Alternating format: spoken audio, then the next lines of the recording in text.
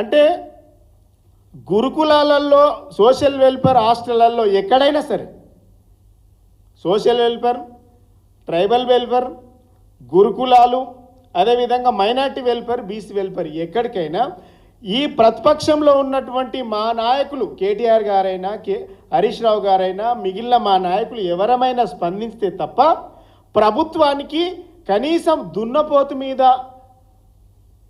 కనీసం ఉలుకు లేదు పలుకు లేదన్న చంద్రంగా కనబడుతూ ఉన్నది. ఎందుకు ఈ సమస్య? మీరేమో చేయరు, చేసే వాళ్ళనేమో అడ్డుకుంటా ఉన్నారు. ఈ రాష్ట్రంలో ప్రభుత్వం ఉందా లేదా అని అడుగుతాం. ఈ డీటెయిల్స్ అన్నీ కూడా 49 మరణాల లిస్టు, ఈ 49 మరణాల లిస్టు ఇలా మీకు మీ ముందు ఉంచుతా ఉన్నా. ఎంత బాధాకరం అంటే 10 నెలల్లో మీరు చంపినటువంటి మీ పాపం, కాంగ్రెస్ పాపం ఇది. ఈ ప్రభుత్వ పాపానికి నిలువెత్తు నిదర్శనం నా బిడ్డలు చనిపోయిండ్రు అంటున్నా. 49 మా బిడ్డల తల్లుల గోస మేము ఇలా మీ ముందు పెడతా ఉన్నాం. ఈ బిడ్డల తల్లుల గర్భకోశానికి కారకులు ఎవరు? సమాధానం చెప్పాలి. ఆ గర్భకోశాన్ని పూరించేటువంటి బాధ్యత ఎవరు తీసుకుంటారు? ఇలా మా రామ్మోహన్ రెడ్డి గారు పోతే అంటుండ్రట, చదువు సంగతి దేవుడెరుగు సార్, మా పిల్లలను బతికించుకుంటాం, ఈ చదువు వద్దు, మాకు ఈ బడులు వద్దు, మా పిల్లలను భద్రంగా మాకు అప్పచెప్పండి అనేటువంటి దుస్థితికి ఎందుకు పోయింది అంటున్నా. దీని కారకులు ఎవరు? ఈ కారకులు ఎవరో చెప్పాలి. ఇలా మనం అందరం కూడా, నాకు తెలిసి అందరం కూడా సోషల్ వెల్ఫేర్లా, బీసీ వెల్ఫేర్లా ఎక్కడో చదువుకొని వచ్చిన వాళ్ళం. ఇలా ఎందుకు ఇంత బాధ కొద్ది చెప్తుందంటే, ఆనాడు సమైక్య రాష్ట్రంలో ఆ పరిస్థితులు ఉన్నాయి కాబట్టి మంచి భోజనం పెట్టాలని కేసీఆర్ గారు మాట్లాడిండ్రు. ఇలా నాణ్యమైనటువంటి ఫుడ్ లేదు, నాణ్యమైనటువంటి చదువు లేదు. ఇలా మొత్తానికి కేసీఆర్ గారు పెట్టినటువంటి పథకాన్ని మొత్తం కూడా ఎత్తేసేటువంటి ప్రక్రియని ప్రభుత్వం చేస్తూ ఉన్నది. వారానికి 3 గుడ్లు పెట్టేది, కోడిగుడ్లు, వారానికి 3 కోడిగుడ్లు పెట్టేది. ఆ స్కీమ్ ఎత్తేసిండ్రు. వారానికి ఒక్కసారి మాంసాహారం పెట్టేది. ఇలా దాన్ని కూడా పెట్టలేనటువంటి పరిస్థితులు ఆ కాంగ్రెస్ ప్రభుత్వం ఉన్నది. ఇలా ఎంతమందిని చంపుతారు? గమ్మత్ ఏంటంటే, మా బిడ్డలను చూసుకునేటువంటి ఎస్సీ, ఎస్టీ, బీసీ, మైనారిటీ, అగ్రవర్ణ పేదల బిడ్డలను చూసుకోవడానికి సంక్షేమ శాఖ మంత్రి లేడు ఈ రాష్ట్రానికి. విద్యను ఎవరైతే అందిస్తున్నారో మా తెలంగాణ బిడ్డలు చదువుకున్నటువంటి ఈ తెలంగాణ విద్యా వ్యవస్థకు విద్యను చూడడానికి విద్యాశాఖ మంత్రి లేడు. మా తెలంగాణ ఆడబిడ్డలు, దళిత బిడ్డలు, గిరిజన బిడ్డలు, బహుజన బిడ్డల మీద అన్యాయంగా, కర్కశంగా, అమానుషంగా అత్యాచారాలు జరుగుతుంటే వాటిని కాపాడడానికి, శాంతి భద్రతలు చూడడానికి హోంశాఖ మంత్రి లేడు. ఇదేం గోస? ఈ 3 శాఖలు ఎవరి దగ్గర ఉన్నాయంటే ముఖ్యమంత్రి గారి దగ్గర ఉన్నాయి. ఇలా మేము అడుగుతా ఉన్నాం, అయ్యా మేమేం పాపం చేసుకున్నాం? మాకెందుకు ఈ వివక్ష? మాపై ఎందుకు ఈ కక్ష?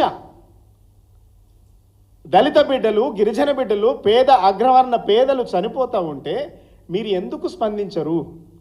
మీ మంత్రులు ఎందుకు స్పందించరు? ముఖ్యమంత్రి 29 సార్లు ఢిల్లీకి వెళ్ళిండు.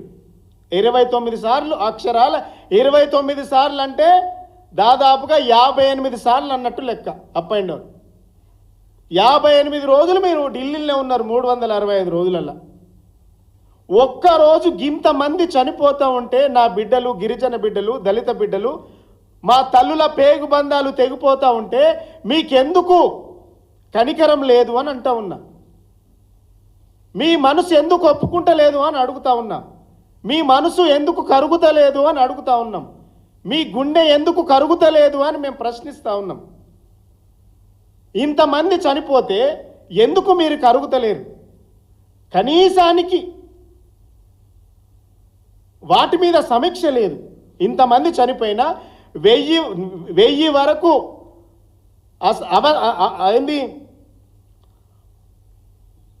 అస్వస్థకు గురైతే వాటిని పరిశీలించరు, వాటి మీద సమగ్ర విచారణ జరిపించరు. ఇలా మేము ఏం పాపం చేసుకున్నాం? ఈ రాష్ట్రంలో రాజ్యం ఉన్నదా? ప్రభుత్వం నడుస్తున్నదా? ప్రజాస్వామ్యం ఉన్నదా? ప్రజాస్వామ్యము ఏడో హామీగా పెడతామని చెప్పిండ్రు కదా, ఏడో గ్యారంటీగా పెడతామని చెప్పిండ్రు కదా, ఎక్కడుంది ఈ ప్రజాస్వామ్యం? ఎవరి కోసం ఉన్నది? బడుగు బలహీన వర్గాల బిడ్డలను చంపడానికి ఉన్నదా అని అడుగుతా ఉన్నాం. మా గిరిజన బిడ్డలను, ఆడబిడ్డల మీద అన్యాయంగా అత్యాచారాలు చేయించడానికి ఉన్నదా ఈ ప్రజాస్వామ్యం? ఈ కాంగ్రెస్ ప్రభుత్వం ఎందుకున్నది? మాకు అన్యాయం జరిగినప్పుడు, మా బిడ్డలు చనిపోయినప్పుడు, మా బిడ్డలు ఆకలి కేకలతో లేకుంటే విషాహారం తిని చనిపోతూ ఉంటే, ఇలా ఆత్మహత్యలు చేసుకుంటూ ఉంటే స్పందించని ప్రభుత్వం ఎందుకోసం, ఎవరి కోసం? ఇది ముఖ్యమంత్రి గారు చెప్పాలి. మీకు సమయం లేదు, రివ్యూ చేసే అవకాశం లేదు. కనీసం సెక్రటరీ, ఎడ్యుకేషన్ సెక్రటరీ మాట్లాడు, గురుకుల సెక్రటరీ మాట్లాడు, బీసీ వెల్ఫేర్ సెక్రటరీ మాట్లాడు, హోంశాఖ సెక్రటరీ మాట్లాడు. ఈ ఎందుకు మరి గవర్నమెంటు? ఎందుకు ఈ గవర్నమెంటు? ఎవరి కోసం, ఎవరి ప్రయోజనాలు కాపాడడానికి ఈ ప్రభుత్వం నడుస్తుంది అని అడుగుతా ఉన్నాం మేము.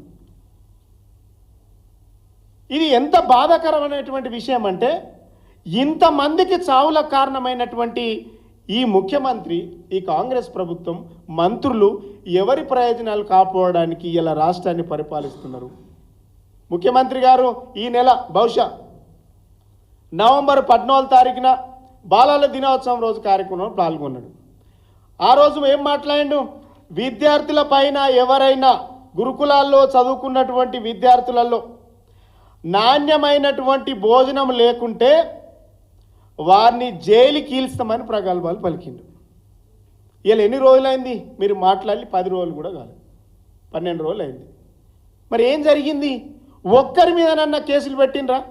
ఒక్కరి మీదనన్నా పనిష్మెంట్ ఇచ్చిండ్రా? నాణ్యమైనటువంటి భోజనాలు పెట్టకుంటే విద్యార్థులు చనిపోతూ ఉంటే వారి మీద మాత్రం చర్యలు లేవు. లిక్కర్ అమ్ముడు పోతలేదు అని మాత్రం ఎక్సైజ్ అధికారుల మీద మాత్రం వాళ్ళ మీద పనిష్మెంట్ ఇస్తుండ్రు. లిక్కర్ ఎందుకు అమ్ముడు పోతలేదు అని వాళ్ళ మీద సోకాస్